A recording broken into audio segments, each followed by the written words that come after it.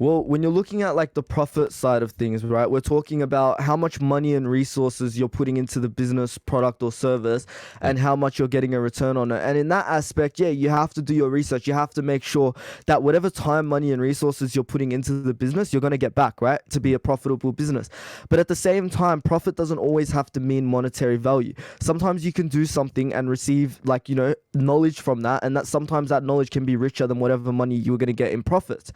Yeah. And I will say that an idea at the start will never ever be profitable in your head, because you'll never know how many people you're selling it to, who's going to buy it, that type of thing. And if you're predicting already that no one's going to buy your product, right, then Yeah. you're not really letting the market decide. And I'm a massive advocate for always letting out everything into the market and allowing the market to decide what's right and what's wrong. It's very hard to be making assumptions for something to be profitable or not, because as we know, there's heaps of things that businesses released, products, services, whatever it is, and they didn't know that they were going to profit off it, but because they just executed on it based on their idea of what was good in their business, then they were able to profit of it. And Yeah. I think that question is very common, and I think like your feelings are validated, right? As a small Mhm. business owner, I think most people, when they first start to put their money into something, they never know whether they're going to get their return. But that's with everything in life, right? When Yeah. you're about to execute on something, when you're going to start on something and you don't know how much money you're going to get back, it's obviously going to be a risk, right?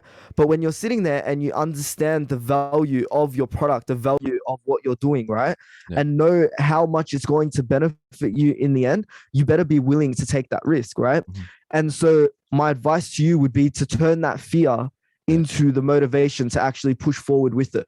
Turn that fear into the like idea of curiosity into what your product can be, rather than into what it could be not, right? Like glass half empty rather than glass half full, rather than glass half empty. You know what I mean? And that's the main thing about it, is that you just never know. Exactly. Nice. And like just going on from that, Yeah. how do you like go on with the brand? How do you start it from a base? So the main thing that you would have to find, obviously, is that you have to find a product or service that's not faulty, right? Your product or service has to be good. The reason why you're actually doing it, because Simon Sinek, one of the biggest brand builders in the world, he said that people who buy are buying what you're like why you're doing it, rather than what you're doing, right? Yeah. People aren't buying your services because they think your services are amazing and that's the main reason. They're buying your services because they know the purpose behind why you're doing it, right? Yeah. And I think that's the most important thing.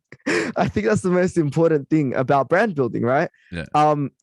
When you're going into a business, brand building is not something that you're going to be able to measure, right?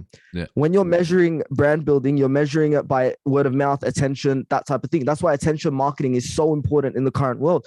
Because when we speak about, branding, we're talking about the blind spot for businesses. What part of the business can they not see? So from the moment you start, especially when you're starting early, like people Yeah. like to think that if they're starting on their product or business or brand building, they're starting late, but really they're starting early. Because right now, if you're 17, 18, 19, 20, you have the next 10 years to build up your brand.